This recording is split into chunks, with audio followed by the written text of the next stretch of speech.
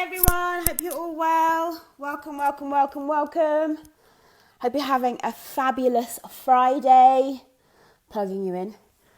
Hope you're having a fabulous Friday today. I'm really excited about today's conversation.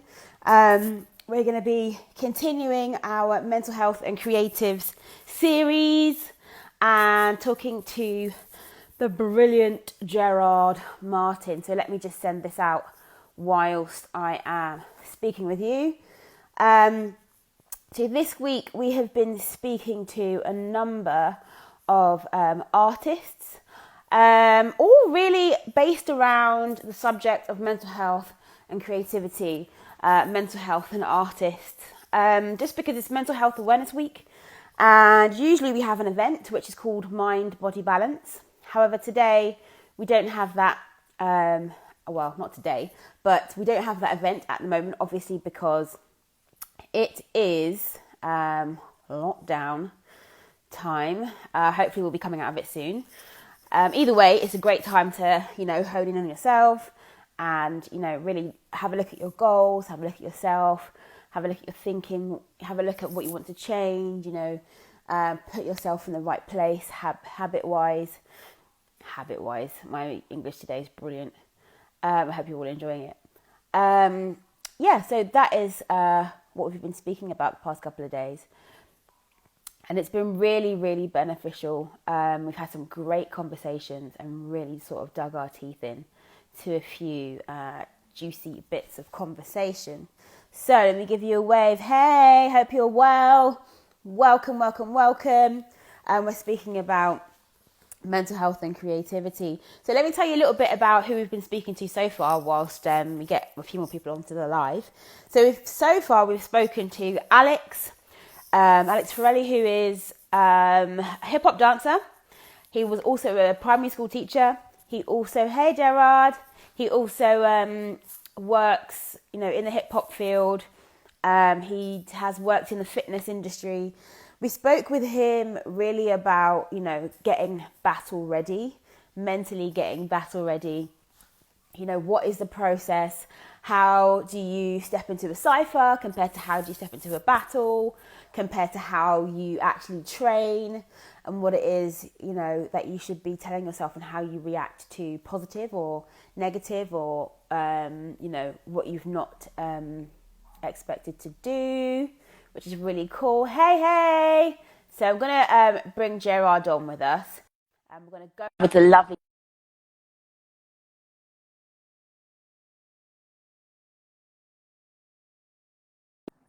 Hi. Hey, my Hi. love. Listen, I'm just going to put this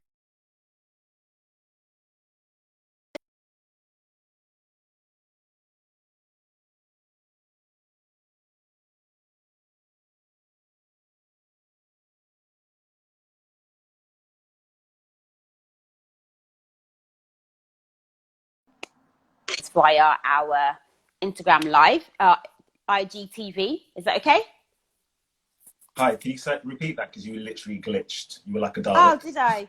I was saying the screen record on this camera phone is not working at the moment. So is it okay? I'm going to upload it. So everything I upload onto our IGTV. So it will be there and hopefully I'll be able to send it to you. I'm going to do a little cheeky video record from here, see if that would work as well. So welcome everyone. I hope you are all well. It's great to see you in the space. We have a good amount of people in the space. Hey, Wada. Hope you're well. So I was just saying, this week we're speaking about mental health and creatives, mental health and artists, and it's Mental Health Awareness Week. So obviously it's a really big topic. Kindness at the moment is the main topic that they've gone with for this year. So it's all about, kindness in our practice. So how are we being kind to ourselves? How are we being kind to the people around us? How are we being kind to what's coming into us? And, the results that we're getting, or the results that we're trying to get, all the pathways we're getting and the pathways we're trying to get. Hey there, Anthony. Hope you're well. Thank you for joining us. So I was just saying to everyone, we've spoken to Alex so far this week, who has been talking about ciphers and hip hop and battling and that process. We've also spoken to Rosina, who's been talking about auditioning and working in the creative industry and also working in underground dance companies. And we've had some really insightful conversations this week.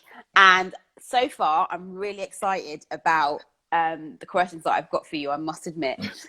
Anthony's giving us a smiley face. Smiley face back to you, Anthony. Wad has given us a hands up, which is great. So before we get into it, just to let everyone know, we have been keeping ourselves mentally healthy, as in we, AQ Arts, and the people within our pool, the artists and the people that we participate in our activities, by doing a few things. Staying creative, staying active, keeping our bodies awake, keeping our bodies alive. Same thing with the mind. Doing research. People have been coming onto our online studio. We've put a lot of our activities online, which is fab. And if you want to know more about the online studio, the link is in our bio. The teachers, Alex and Rosina, have classes with us, but also we have an array of other classes, which is fabulous, including my class, Smile and Wine, tonight. And it's like a Caribbean fitness class with a little bit of Afro beats, a little bit of soca in there. I really feel the vibes. Can you feel it, Gerrard? You're not moving. Smile and Wine. Yeah. So let's get into it, Gerrard. Yes. Hi. I'm just letting all people into the room. Hi. Fabulous. So, Mr. Gerrard Martin, I'm so psyched for this. I'm so excited for this. We always have fab conversations anyway, but I'm really excited for this. So, tell us about you, Gerrard. Who are you? What do you do? You know, what parts of the industry have you worked in? You know, what kind of makes you want to be creative or makes you want to be a dancer? Let us know about you. So Gerrard Martin, I am a dancer predominantly. Then I also moved into choreography and teaching. I also am a qualified yoga instructor. So I've brought yoga into my practice as well. So it's a holistic practice in the space. I am also a movement director. That's quite a new foray for me.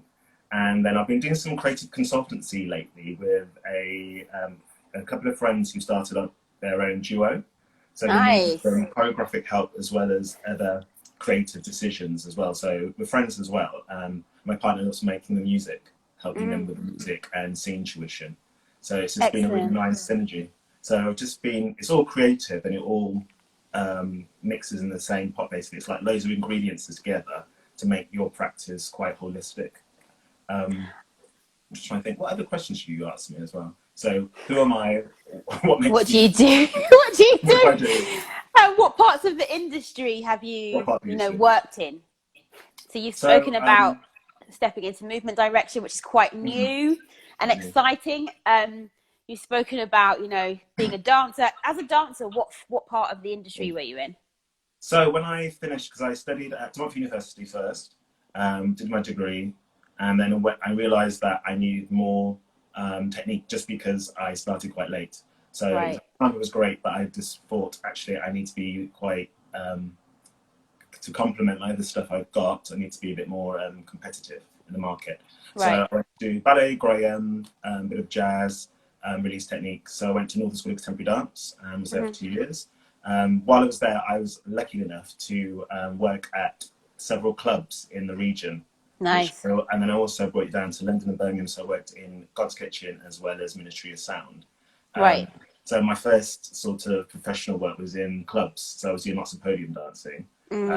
After I left, I moved back down south, and because I'm originally from Northampton, thought it was nearer to London, so that gave me the opportunity to go do classes, and I got into commercial, a little bit commercial work.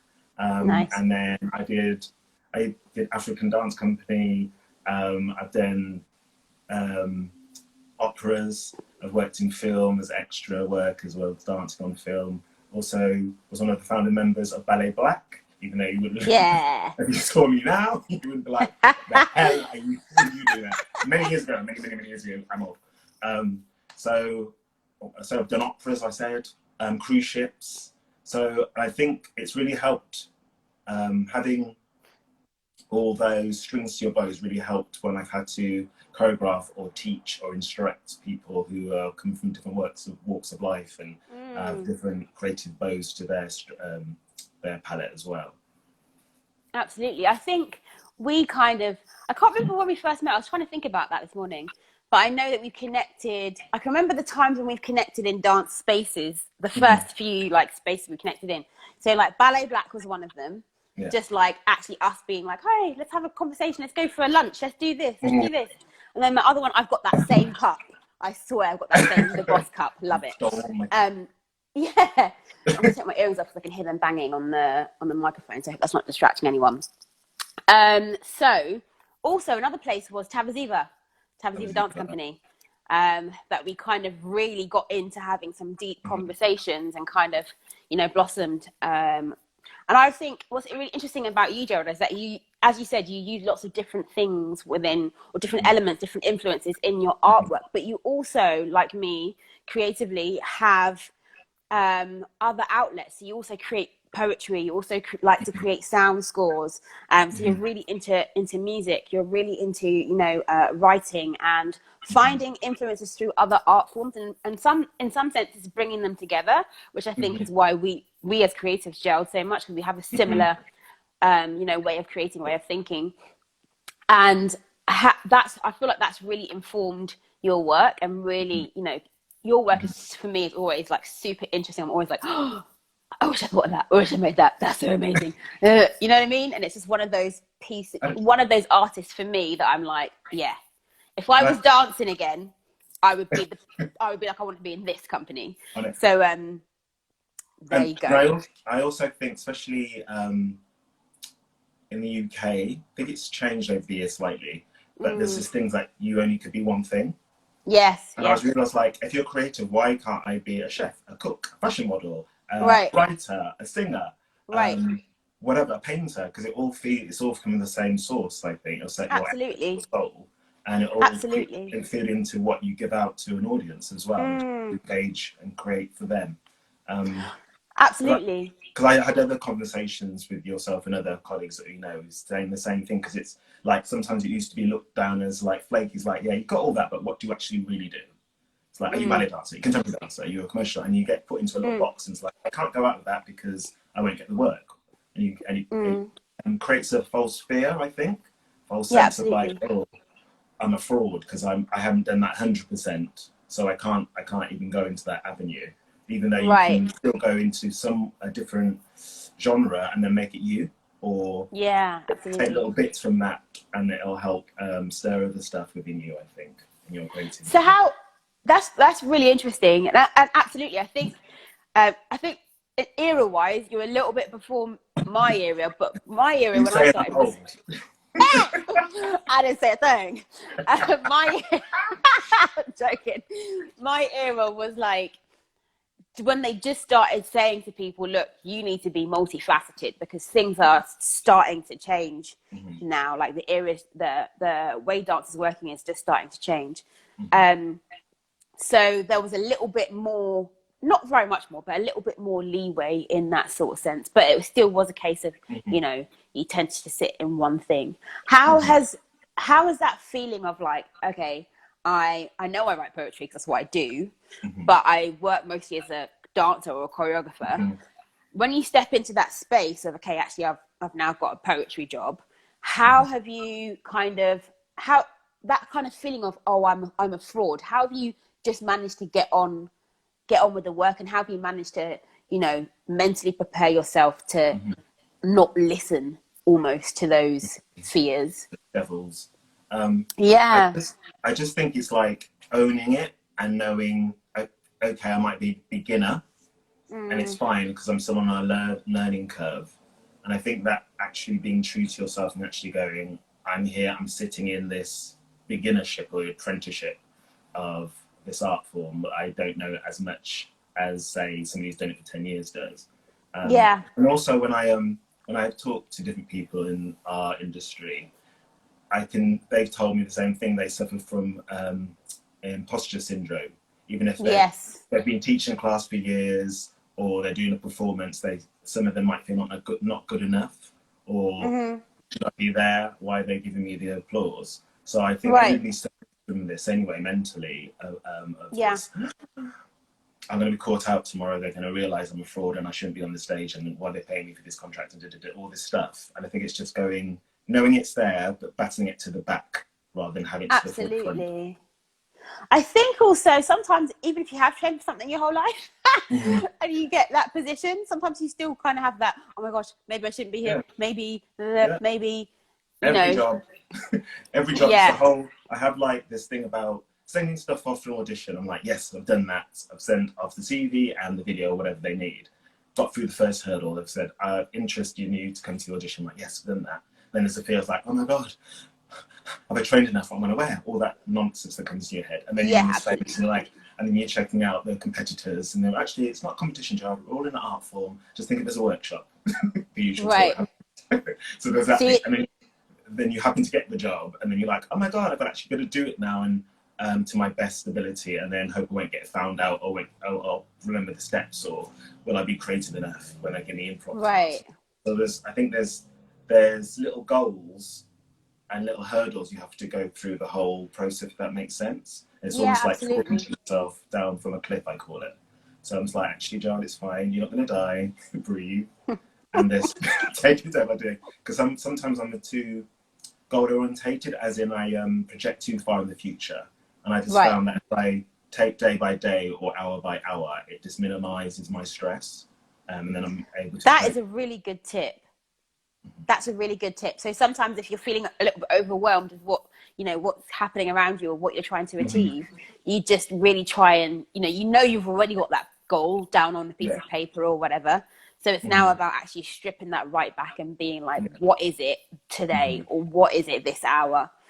That is great, because there are times, I'm not gonna lie, but there are times when so I get the same thing, like running an organization and trying to be an artist. It's like the day starts and I'm like, you know what I mean? It's real.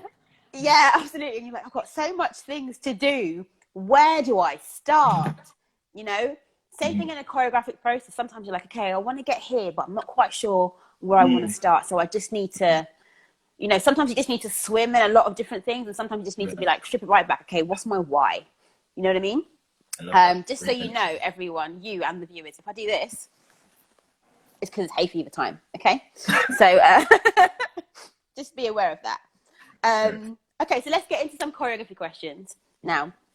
So, what is it about choreography that you love? I just love the actual starting from an idea or a theme and just seeing the whole trajectory of it. Maybe it's working on the movements or the intention, and then especially if I can get to work on bodies. I love working with other dancers because the energy in the room. Just think about a group of people working on a task together. And you never know where it's going to go. You've got your structure, you've got your notes, you've got your plans, which you'll laugh at later, because it always changes. And I just love the fact you started at A and you ended up Z by way of nonsense. And you make some sort of coherency out of that nonsense all together collaboratively. And I love the different components of it. So the costume, maybe there's lighting, the soundtrack, the other people in the room as well, like talking about their experiences and what they can bring to the project, because we're all artists in the room as well. So it's not, because before I had that thing about, okay, I'm the choreographer, I'm the leader, I need to know everything, every single hour, every single thing, every single step. Right. And sometimes it's okay to go, I don't know. And I think as long as you're open and honest, people in the room will contribute to that. Or it's okay to go, actually, let's take 5 on that, I'm going to come back to that later. And we'll go somewhere else. This is really interesting. Sorry, finish what you were going to say. No, I was going to say that's really interesting because there is it's a strange place being an artist, because you're kind of like in the wilderness a lot, right? So you have this idea, or you might have a kind of a concept, but you start from nothing. You literally start in the wilderness, and it's up to you to kind of bring everything together and allow for that journey. And sometimes that journey is led by you, sometimes it's influenced by your artists or whatever else. So how do you kind of do you ever get stressed No, like Yes. trying to get to that place. Tell me about Look. that. What's that thing Love from it. the screen? That's me. Yeah, I hear that. Yeah. So how do you kind of Yeah. manage that So, stress? I think it's that whole. Thank God for yoga. I think it's that whole breathing, Right. counting myself down. Sometimes knowing when I need a break, and that's hard as well as artists because we can often be quite perfectionists, and then there's also time pressures. Maybe you need the studio's only from 12 to 4, and you need to get something out done because you're paying. So there's all those factors as well. But I think it's that whole thing about taking little moments and to go, actually, guys, I just need a moment to breathe. And it's not Right. always, you can't always do that because sometimes it might be a big production, like of this movement direction for operas, and you can't often do that because it's precious. That rehearsal period is precious. But if Right. you can, I think it's really valuable for you just to like step away for a moment, or just tell the cast, actually, I just need 5 minutes to collect my thoughts, maybe take a quick water break, comfort break, and come back to it. Or maybe starting from a different, maybe you're blocking out some work and you thought, I'm going to do block A. Actually, block A is not working. Let's go to block B. And then I can go back to block A, being informed by block B, if that makes sense. So So there's sometimes a it's being adapting to the right. situation. That's what I'm trying to I was say. going to say there's a fluidity.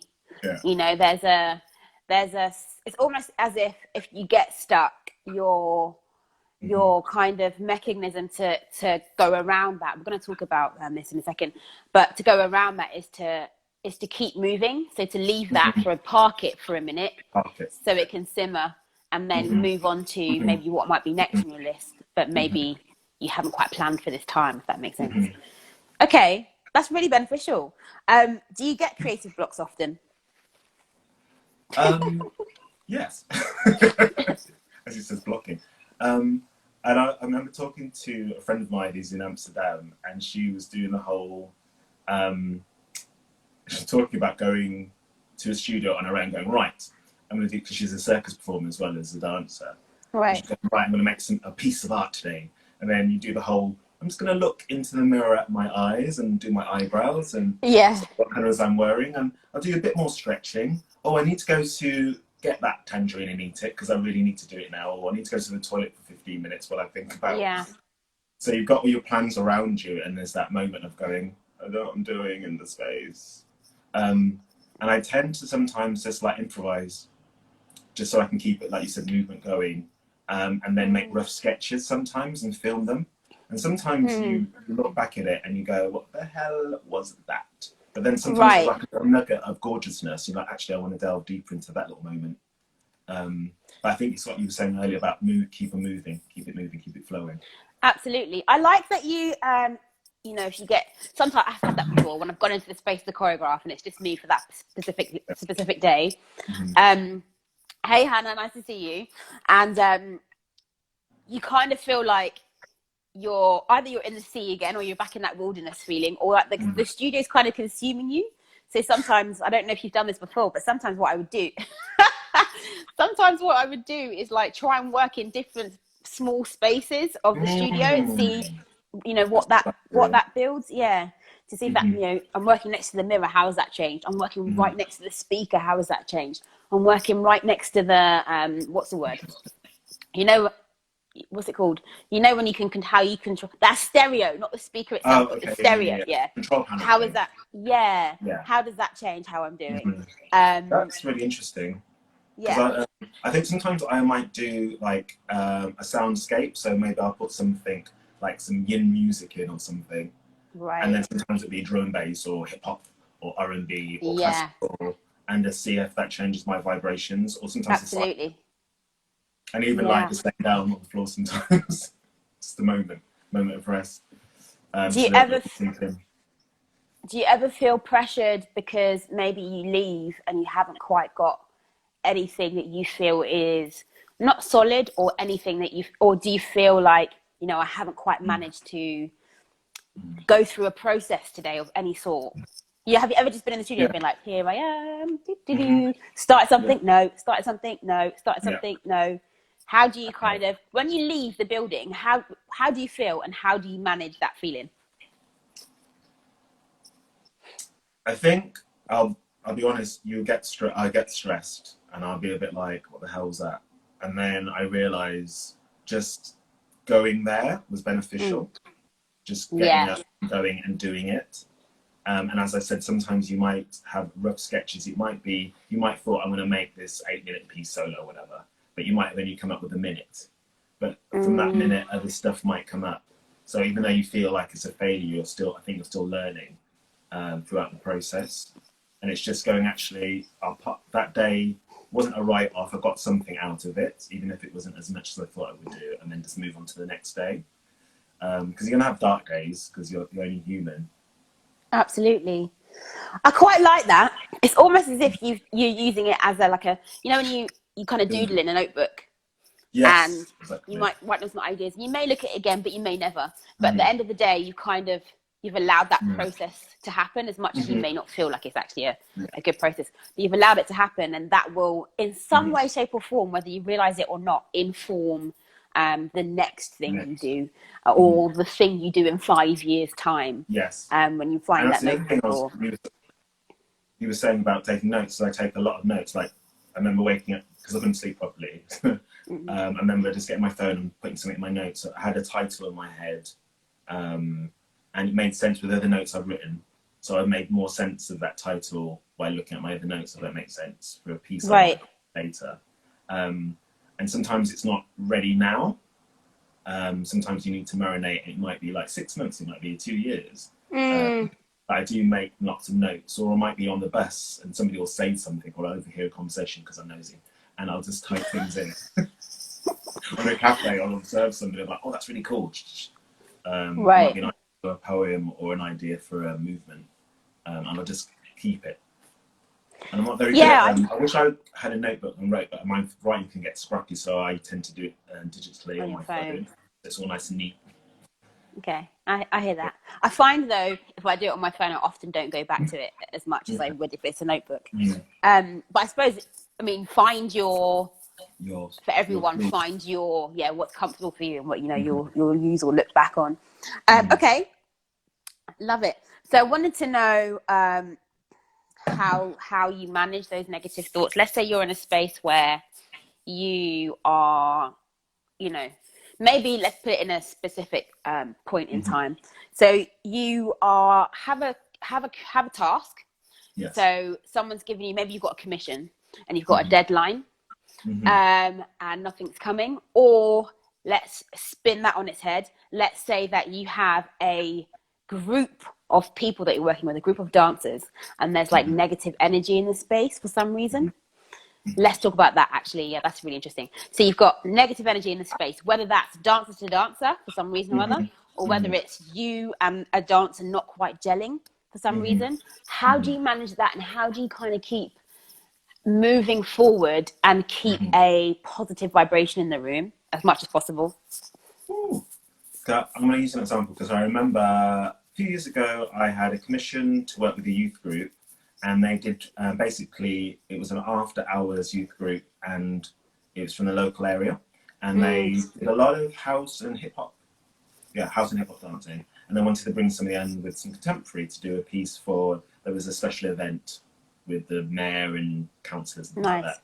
I thought, oh, I was really excited to do it. So I went down. They said to come down and have a little look, have a little recon, and get to know people maybe. So I remember going and going, what the fuck? Because basically the dance teachers I had was amazing, and I Mm-hmm. could see them really vibing with him because I've known him for years, and he was a really good teacher, great music. And I was like, I don't do that. And I already had that fear of like, I should be doing that and I should look like that. And I was like, I had to tell myself, they've got you in for a reason, and it's your contemporary experience. You've got some commercial experience as well. So putting those two together, and that's what they're looking for. So I kept on having to remind myself. But I remember going into Yeah. some of the sessions just with that fear in the pit in your stomach, like, am I a fraud? Am I doing right? And also because they were teenagers who were quite young, so they had their own things, issues they were going through as well. Um, Mm, and it's also getting to know me as a person. Because if you think mm, they knew the other youth counsellors who were around them and the teacher for quite a couple of years. And then there's this new guy coming in to tell them, oh, you're making a piece for this event. So I think it was just that talking to them one by one and as a group, and also adapting my ways of working, because I brought another friend of mine who's got more, I'd say, hip hop experience. And then she was like a little mediator as well. Right. So I think we're all learning from each other in the group. Like, actually, I need to step my game up in terms of what material I'm going to give them, and also them to adapt to a new way of working. Because of some of the contemporary skills. So I had to go, oh, what is it going to be? And it wasn't my favourite situation or my favourite piece of choreography, but when I actually looked at the day of the performance, and they actually came together as a group, they did what they were asked to do with the best of their ability, and they actually fed back saying it was a really good experience. Right. It's funny, I wish I had a briefing beforehand, but we had a debrief afterwards, a sort of casual thing. And people going through their own issues, and I didn't realise that at the time. And also, like, they were a bit nervous of me, and like, I hope I don't look stupid. It doesn't make me look stupid. All these little things were coming up, and that was quite interesting because they were thinking one thing, and I was thinking another thing. But again, it's that whole, okay, the brief is this. These are the group of people I'm working with, day by day, session by session. What can we get? What can we glean out of each session? And knowing that I had my own fears and insecurities, they did as well, because they're humans. And then what can we build together? And so I remember a wise yogi told me once not to make the gorilla on your back, your monkey onto your back into a gorilla. So if you've got this major problem, it might be always around, but make it a smaller issue. It's possible. So instead of a gorilla, make it a little monkey, little cute chimpanzee. So it might be around, but it's not going to envelop you and like strangle you, if that makes sense. I think that's awesome. I like that. I like that a lot, actually, because I think sometimes we spend time trying to get rid of it. You know what I mean? Being angry at the gorilla, doing everything we can to like coax it away, you know, or have some chocolate and maybe it'll like, or have some, you know, and maybe it will relax and all these kinds of things, when it's, especially artists sometimes can fall into those spaces under stress. But actually that's a really good idea to just think about how can I, just kind of bring it down a bit so it's a little bit more controllable. They have a similar thing around depression, where there's a video online where the depression is represented by a huge dog, and instead of trying to like get rid of this dog, they actually try and be more kind to this dog by feeding it like positivity and allowing it to have space and appreciating it and being aware of it when it's there, and that's how the dog shrinks, and then it becomes more manageable, and actually it kind of almost becomes a tiny bit helpful, because then it allows you to reflect on how you're really feeling, and you live together, you know, you and the dog. But it amazes me, because I keep on forgetting that everybody's human and everybody's got, so many times I've been in dance classes or institutions or choreographing for people or movement directing for people. I'm like, that was amazing. I'll go to a dance or a singer or an actor, and they're like, really? I was like, did you not just see what you did? Because they have this, they're all thinking about their flaws and how to get better, which is great to challenge yourself. But I was like, of course, they're human. They're going to be like me. Like, you're looking at one thing from perspective which might be false, because you, as part of the bigger picture, you're doing an amazing job. You're like turning up, you're disciplined, you're working hard, you're showing up and living your best life. And you're thinking about, oh my God, my arabesque line wasn't great, or I'm not picking up as quick as possible. And I forget that everybody's got their own isms and schisms. Absolutely. So I think that's going for all my dance training, all the jobs I've had, I think it's really helped me in moving my direction, because I'm quite a sensitive person, so and lots of artists are. So that's why I try to talk to the person, not just a monolith, if that makes sense. So there's artists, which is hard because I know sometimes there's loads of people, but some people love to be pushed and challenged, and they like that almost drilling. Other people will bulk from that. They're like, what? other people need talking to in a different way, or some people like to be more task-based, some people like to learn steps. There's some people are visual learners or kinesthetic learners, or Yeah. rhythm or anatomy. So I think it's getting to know the person as well, or makes them tick.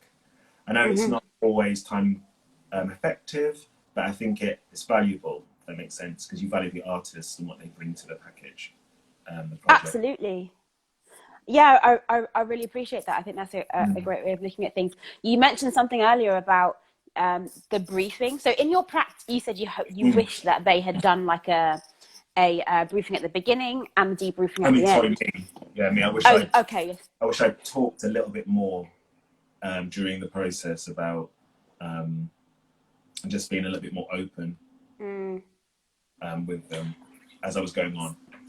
So have you changed that now then? Because I think, I don't know, maybe it's because of our relationship or the relationship, depending on the relationship, but I've felt that you've always had kind of an open practice where there were regular times for people to check in. Is that something that you've had to implement after that experience? Yeah, I think it's just been a natural progression. And I remember using it as well when I've taught at institutions like colleges, universities. Sometimes at the beginning of the course, I will just spend 5 minutes. The register, I'll just call them out by name and have a little talk just to check in with them, how they're feeling about the course, how they're feeling with their own personal issues. Not too deep if they don't want to go too deep, but just knowing that you're there to talk. And if you need any help, I can support you. So I just thought that was quite interesting, just to know what I know where they are, and they can trust you, that you won't divulge anything they want to give you in secret, or you're just going to be there for them, basically. It's really important when you're like creating work either with university students or students who are studying dance, because they tend to be in quite a both empowering and difficult space. Yeah, vulnerable space at the same time.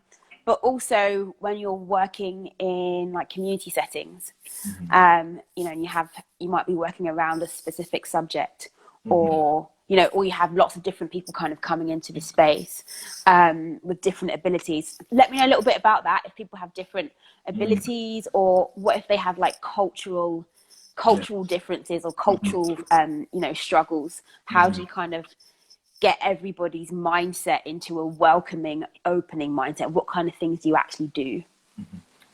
I think I've adopted this as well, making agreements at the start of a process, like what we're not going to do, accept in the space, what we will accept in the space, and what we're here for.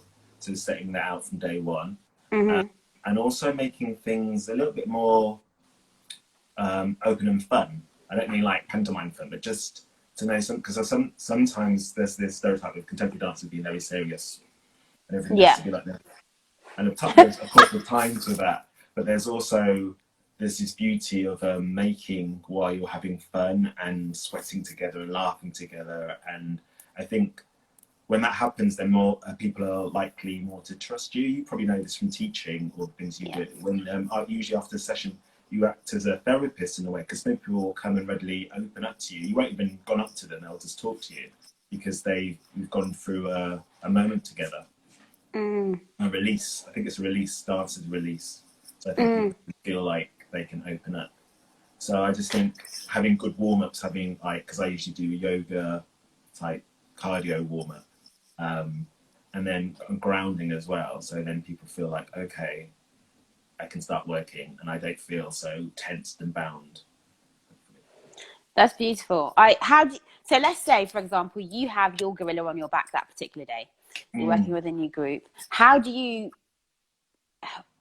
keep when you step into that space, how do you keep yourself open? Because there are times as artists, we give a lot.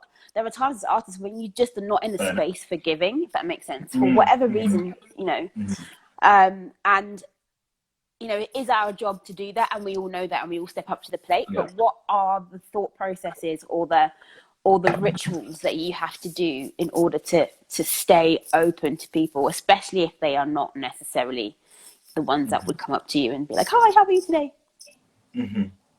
Hey, that's a good question. I was just thinking like the whole setup, like how you ride in this space as well. I know this is really weird. How you wake up, what food are you having? Smoothie, you having your green tea, whatever in the morning. Are you having time for yourself in the morning before you start? Have you got your prep done? And I know it's not always easy because sometimes people have had late shows and have had to teach early morning, had like 4 hours sleep. But I don't know, there's something about performing arts that you just, there's a switch that sort of goes, even though you're like, I don't want to be here, I want to kill everybody. Just like this. And like that sometimes on the tube, like, I'm going to strangle you. And then you just go, hi, I'm Gerrard, and I'm here. And it's like this switch. And I think the more energy you give, they give you back. And then you both hopefully will go up together. Right. I know sometimes there can be conflict in the studio. I remember one time I was working with 2 artists, beautiful artists, but they came to a project in a different way. And there was tears, and then I had to actually call it what it is. It's like, okay, guys, we need to stop. We need to talk about this. And it was really hard for me because I'd never been in that situation before. But and then they both realised they were going through something in their personal life, which was really interesting because it was informing also what was going on in the studio. Not saying they were like besties, but they were fine with each other after that. They started to find a way of working. Right. But that was just interesting for me to go, actually, sometimes if you can talk about it and have that time to actually go, what is the issue here? Can we talk about it together as a team? What do you need? Yeah, that's cool. Because there's a lot of spaces, especially like if we're going into the commercial industry, or any part of the industry that is more about the output. There's not necessarily that space for that. Sometimes if you have like a really good choreographer or a really good like director or a really good team, they will make space for that outside of the at lunch or out out after the rehearsal. But yes, I think it is that really level of stress, isn't it? It's like a system that goes like, I don't know, the client and then the casting agent and the producer and the choreographer, so everybody's putting on, you need to have that done, you need to have that done, and then they put it onto the artist who are supposed to be all amazing and do it and learn it in 2 seconds by being shouted at. Because I never liked that, because I kept that whole thing through learning through fear. Of course it comes to them, but then what happens at the end of people's career? They're all twitchy or nervous, or they have anxiety, or they don't feel that they're good enough. And they might be amazing, but they might not feel good enough and valued. And I think I can't talk a lot about commercials. I haven't spent loads of time in that, but I think that is an issue in all art forms. I think commercial is a hard one. Some people have got the right balance and they can work really fast and get their artists in front of them to be on the same page without diminishing them. I think it's that whole that demeaning. It's just like it's something to do with your own ego that you're diminishing somebody in front of you. Because most dancers, will work hard. They work hard, and nobody wants to go. Actually, I want to be on the stage next week and look really shit. That's what I'm aiming for. I'm aiming to look sorry really about the language, everyone. So they go. Sorry about the language, everyone. Sorry. Yeah, it's okay. Don't worry about it. We got it. But no, absolutely. So almost like as well, there's a in your practice it's really important to you that you empower the people that you're working with so that they can kind of feel comfortable in the space. They don't feel they're not carrying all the pressure that you're carrying from whoever's, leading the way for you. That is really important. I think that's how you tend to get the best work, if I'm honest, and have the best experiences. Because a lot of the time, after the job's done, and everyone's been paid and stuff, all that's left is the experience. Yes. The experience and the relationships that you've built. And as artists, whether you're the creative or whether you're delivering, as in the performer, you get a lot of your jobs. You get a lot of jobs from people that you know, and just being good at what you do, and people knowing that you're good at what you do, being familiar, because you might step into a room and you're familiar to somebody. I was saying this yesterday. You're familiar to somebody, and the aura that you're carrying, or what they've heard about you, is positive. So maybe they'll be like, you know what, I'm going to try this person because I've been thinking about working with them, or I've heard that they're really good to work with. It's You an know, and they energy, get really, isn't it? It's the energy you put yeah, out because you want to work with the good energy. Because yeah, the process is hard enough rather than having somebody that might be an amazing dancer but a diva or doesn't turn up on time, or all of I know that. some people, yeah, unless there's a reason why that happens, like it could be a mental issue. It's that thing, disclosure, isn't it? And then sometimes it's hard because some people don't want to disclose it because they think they're not going to get the job. But Right. does that make sense? No, Um, absolutely. yeah, In that sense, yeah, absolutely. If yeah, there's something going on, going on. Yeah, yeah, but but majority, yeah, but most people want to work with. It's a shorthand, isn't it? You're going to be disciplined. You're going to turn up on time. You're going to do the work. Great energy. You're going to share it in the room, and then hopefully have this amazing piece of art at the end of it. And I remember talking to a few artistic directors and rehearsal directors who've actually said they don't just look. You probably know this already. Lots of people know this, but they don't just look for 5, 6, 7, 8 in the room. They look for how somebody enters the room. Somebody even told me they took set to somebody because they kicked bags out of the way in basically as they were putting their stuff down. But actually, that tells me a lot about your character. So they right. didn't You like things done brace it. properly. So they look around and how you problem solve. Are you somebody that's going to say no if you're given a task in a group? You're going to go no, but you're not offering anything. Are you looking sullen? So they're looking for all different sorts of character traits as well as your actual dancing. So I found that quite interesting as well. And then sometimes that's why they put you in groups, is to see how you handle different people's energies and if you Yes. can work a long time with a company. Yeah, and also how you work with opposing energies to you as well, because Yeah. sometimes, you know, as you say, that does happen as Mm-hmm. well. Mm-hmm. Okay, so how do you manage then expectation in terms of having an end result? Let's say your work is going to go on stage Yeah. tomorrow, and you have just done the tech and everything, Mm-hmm. and you had an expectation, and maybe you either you know, delivered above and beyond the expectation, or maybe you delivered a little bit underneath the Mm-hmm. expectation. How do you manage that? How do you process it, and how do you put things in a space so that the next time you tackle it, it's a little bit closer to your vision? Mm-hmm. There's like 9 questions in one. I apologize. I was just trying to think I think it's also seeing something from in the space to the tech to the live show. And you have your own intention about that piece and what you want to deliver. And for me, sometimes technical things can go slightly awry, and I'll be a bit crazy, make notes, and that can be dealt late with. But then it's interesting looking at the feedback from the audience, and has your intention hit home to them? Have you engaged? Have you set out what you wanted to do?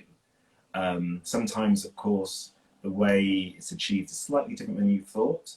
And I realised that when I've come back to pieces I've done later on, you know, you archive and you film and you record, and then you look back and you're like, why did I make that choice? And why did they exited there? And why did I use that? And then that's my time then to put into place things I wanted to be nearer my vision A, if that makes sense. Yeah. And then sometimes I'm like, actually, whoa, does that section actually need to be there? Or let's swap that section around. So I think it's retrospection, reflecting back on what you've done. Because sometimes you need time with a piece to marinate with it, especially because now everybody's doing smaller companies because there's not that big infrastructure structure. And you don't have like 12 nights. You might have 2 if you're lucky. You might be just putting out one time like solutions, or so sometimes you don't have that. Let's grow with the piece over a few weeks. Sometimes it's put it, and then but knowing there's a longer journey ahead for that piece. So yeah, I think that's what I think. Have I set the intention?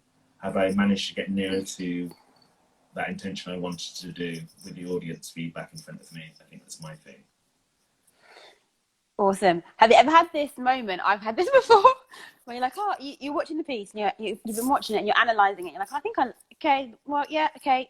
And you have everything. Maybe you've hit everything on the nail that you thought you wanted to do, and the curtain's about to go up, or the audience is coming, and you're like, I don't know if I like this piece. Have you ever had that? Where you just think, I don't know, maybe I'll start this again.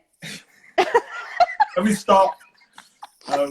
Not in like the entirety. There might be like a little little bit or transition. I'm a bit like, what did I do that? And it's nothing. It's usually nothing to do with the dancers or the artists in front of me because they're doing what they need to do. And Absolutely, yeah. It's usually my tastes and aesthetic. And sometimes I get that. Why did I do that? Right. It's like coming and I hold my breath. So then I have to look at that later.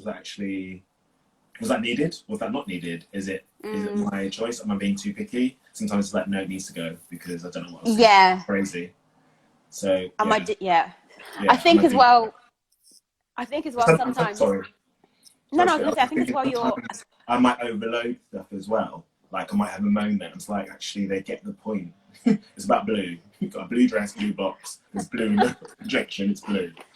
Singing blues. It's too blue. It's too much. Yeah, I hear that. But I think it's really important to realise actually that for a lot of choreographers, really and truly, they have a process and they probably will have, blocks of the process before. So you might have like an R&D week and then you might have, a further 2 weeks to develop it more.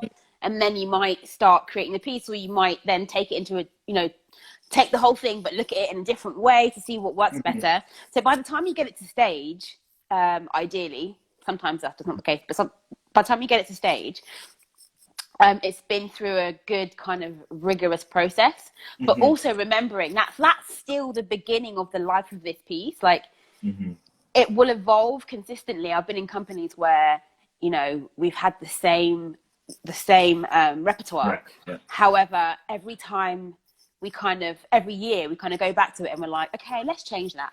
Maybe because, the choreographer's thinking has changed. Maybe it's because, during that time, maybe it's because the climate has changed. So actually, we need to adapt this piece now to the place that we're living in now, or to add, a little something extra. Or sometimes actually, it's about this solo really worked really well on this specific person, on this specific human being. And on this specific person, it although they move similar and their bodies are similar, I feel like I need to adapt it to fit this person and make it better so that they are stronger and it has the impact I need it to have and has the story, says the thing I need it to say. So sometimes for me that's happened. And it's not about, if they're good or bad or anything like that. It's just more to do with making sure that you're utilizing the tools that you have in the best way. And also the more you present the person in a light that is comfortable, in some senses comfortable, unless you specifically want the choreography to look uncomfortable and feel uncomfortable for that person. They tend to kind of deliver it better. So there's a lot of psychology going on there to keep the piece not just alive for you, but to keep the piece sometimes relevant or sometimes to represent a specific point in time. And it is important to remember that, okay, you may have this piece and it may be perfect at one specific point, or may not be, but it still has space to evolve. You can still put a piece down and then do the same piece 10 years later, but you're a different person now. So how is that different? Or is it could also be a case of, well, actually I love that piece and I just want to bring it back, but I just want it on new dart. I wanted to see it on different bodies, different people, and different settings and environments, different lighting. So there's so many things, or just exactly the same, but it's just a piece of history that's coming back. So it's never, the work is all, the work has a position where it's done, but there's always space to keep creating or keep evolving that thing if you so wish. Yeah, space to grow. Absolutely. Absolutely. Okay, so we're coming up to my last few questions now because I could literally keep you on here chatting with me forever. Need I can some tell food. because I'm speaking really fast. I'm like, slow down. I just want to get to know you. They might cut me off for that. Copyright. All right. What so what I was going to say was, how do you practice kindness within your work?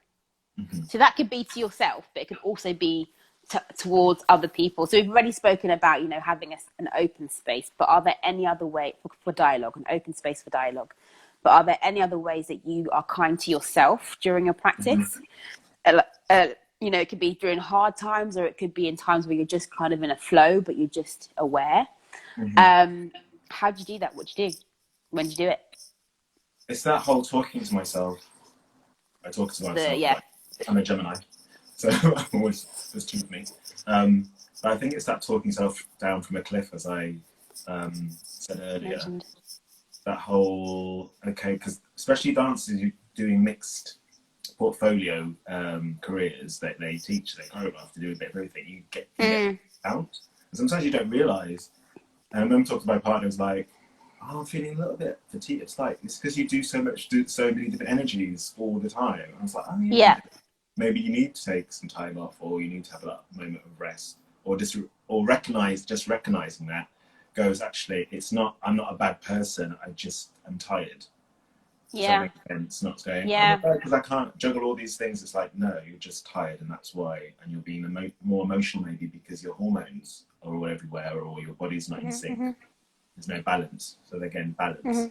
And I also think it's way talking to yourself, but also where you talk to not just to the dancer in the room, but the lighting person, the costume person, the dramaturg, the collaborative team. Because if you, I don't know, like sometimes I've been in places where they talk to maybe the main star adoringly, and the other person they're just dismissing. It's just like we're all on the same team. We all have different pressures. We all have different things that we need to overcome to get this piece of art going. So I just think kindness comes from within, but also how you talk to a member of your team. Because again, you'll get more from people just by being authentic and nice as well. Not saying you have to swamp not them a with fake praise, nice, but yeah, not fake nice, authentic nice, and like if there's a correction, constructive criticism. Also saying what you're hoping to get from each day, maybe having like a little mini plan. And of course, as we know, structures will change, but at least people know what the ballpark is and what's expected. The managing expectations, I suppose. Also, I've been in those situations where they go, "Ask me questions," but they don't really mean that, because you can see them getting more and more. yeah. Especially in auditions, if it's quite quick. Yeah. It's like, actually, do you actually mean that? Do you actually want people to be part of that process? Or to tell people how you work as well at this part of the process, like, I'm quite quick, but I will recap at the end of the day, or I'm quite slow and methodical, bear with, just so people get a chance to get to know you, especially if it's a short process. So we can all grow together. And also maybe, which is harder, to admit when you're wrong, or you need to say sorry to somebody. Or actually, I was a bit out of had a bad tone with you, or was off key with you, and I need to apologise for that. Then you can begin again, rather than this resentment storing and seeping in, and you're both carrying it. Yeah, so kind of like being. This is easy, but it's just, I think, ways of coping. No, absolutely, and it sounds very much about like being aware of yourself. So knowing if you're physically tired, emotionally tired, mentally tired. If allowing yourself to take a break if you need to. Being clear on yourself and your process, and how you want to manage the time, manage the day, manage the task. Really good stuff there. We're going to run out of time soon. Sorry. Offering no, options. Go for it, last thing. Sorry, it's quick. Just offering options as well, because sometimes I'll say, do you need to run this from the top? Do you need to run this from section B? Is it a half mark? Is it a full out thing? Is there something, and transitions we need to look at? We need to top and tail a section. So, because sometimes, especially dancers, we've got a thing about going, yeah, we can do it, even though you're like, absolutely, and they don't want to say. Yeah. So yeah. we'll have to have you on again because it's going to cut sorry. me off any second now. But you are awesome. Just know that. I really love your work and just you in general. What I was going to say is, everyone, follow Gerrard online at Gerrard Martin Dance. If you want to know a little bit more about AQ Arts and what we have going on right now, click the link in our bio. It will take you through to our online studio. I'm teaching tonight.